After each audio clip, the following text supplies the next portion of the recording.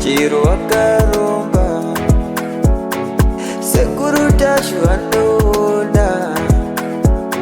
kubata kupisa vanogona hama uyai muzopona uya kumeporini kwatinanganikomuna adasonokofunza ndepapi atimboshaikwa sekuru vanoisonongura akaromba nekuda kwesirivha sekuru vanozvisonongura rechidhoma vanoda kusarenda sekuru vanoisonongura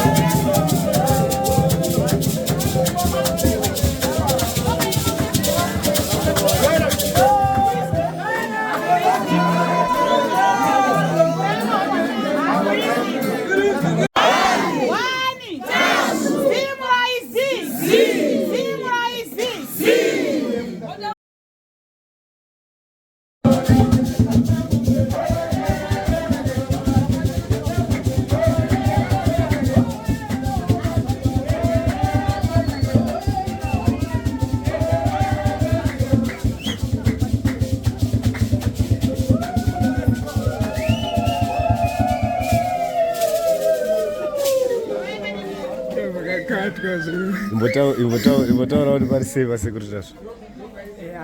Mhuri muri yeZimbabwe munodakara sei upenyu uko muri ikoko parisaiwa muwese haikuti pano pasekuru tazvo pari kufaya indapora pari kufaya jaizvo ndakaona baba nditokurudzira kune vese kuti vavereka havabatsirwa ainenda havo ende tiri kunakirwa zvisingai zafanaatikatatateso mai hadzibviriba kunanakidza kwacho samuita nezvei satadhi yazvo nepachitiro dira enda tiri kunakidza katarisa wese udazoona katatoshainisi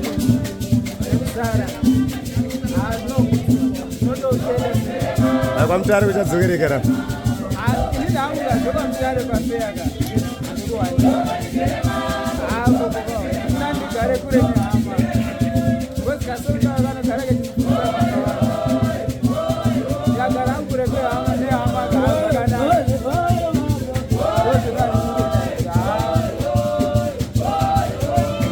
kana ndingo muri kuzonosi masimba baba sezita renyu